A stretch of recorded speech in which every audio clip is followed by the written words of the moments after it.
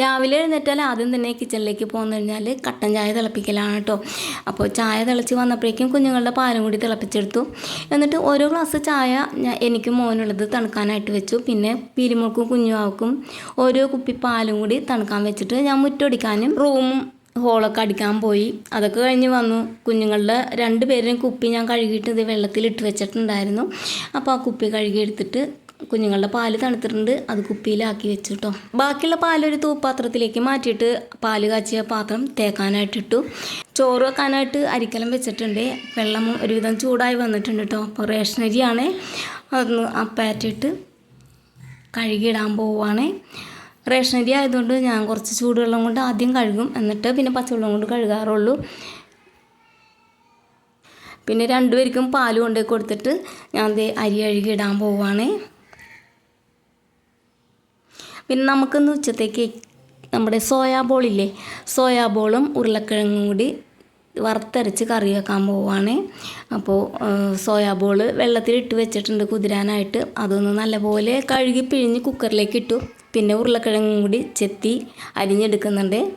2ഉം കൂടി ഉപ്പും മഞ്ഞൾപ്പൊടിയും ചേർത്ത് വേവിക്കാനായിട്ട് വെച്ചു. അരി ഒന്ന് തിളച്ച് വന്നപ്പോഴേക്കും അത് മാറ്റി വെച്ചിട്ട് നമ്മുടെ ഉരുളക്കിഴങ്ങും സോയാബോളും കൂടി ഇട്ട് വെച്ച കുക്കർ അടുപ്പത്തേക്ക് വെച്ചിട്ടുണ്ട്. അത് വെന്ത് വന്നപ്പോഴേക്കും അരിക്കലം ഒന്നും കൂടി വെച്ചു കേട്ടോ. ചോറ് ഏകദേശം വെന്തിട്ടുണ്ട്. പിന്നെ അത് തേങ്ങ വറുത്തെടുക്കുവാണ്. തേങ്ങയുടെ കൂടെ 1 പിടി പച്ചമല്ലിയും 2 കൊച്ചുള്ളിയും പിന്നെ ഒരിത്തിരി വേപ്പിലയും കൂടി ചേർത്താണ് കേട്ടോ വറുത്തെടുക്കുന്നത്. തേങ്ങ മൂത്ത് വന്നപ്പോഴേക്കും തീ ഓഫ് ചെയ്തിട്ട് പാകത്തിനുള്ള എരിവിന് ആവശ്യത്തിനുള്ള മുളക് പൊടിയും കുറച്ച് മഞ്ഞൾപ്പൊടിയും കൂടി ഇട്ട് ഒന്ന് ഇളക്കി അവിടെ വെച്ച് വിട്ട് തണുക്കേണ്ട ആവശ്യമില്ല, കാരണം അമ്മിയിലാണ് അരക്കുന്നത്. എന്നാലും അത് മാറ്റി വെച്ചിട്ട് ചോറിൻ്റെ വെള്ളമൊക്കെ പോയിട്ടുണ്ടായിരുന്നു, അതൊന്ന് നിവർത്തി വെച്ചിട്ട് അരച്ചെടുക്കുവാണ്.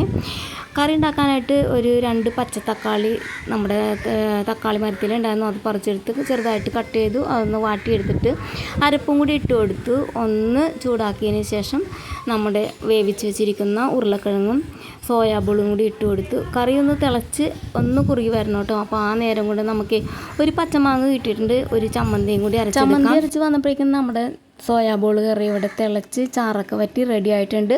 ഒന്ന് ടേസ്റ്റ് ചെയ്ത് നോക്കിയതിന് ശേഷം ഇറക്കി വെക്കുവാണ്. പിന്നെ എനിക്കും പീലിമോൾക്കും കുഞ്ഞാവക്കും കുളിക്കാനുള്ള വെള്ളവും കൂടി ചൂടാവാനായിട്ട് വെച്ചു. പിന്നെ ഒരു 2 അച്ചിങ്ങയും കുറച്ച് കോവക്കയുണ്ട്, അതിൻ്റെ തോരനും കൂടി ഉണ്ടാക്കിയെടുക്കണം കേട്ടോ. അപ്പോൾ നമ്മുടെ ഉച്ചയൂണ് ഇവിടെ റെഡി ആയിട്ടുണ്ട്.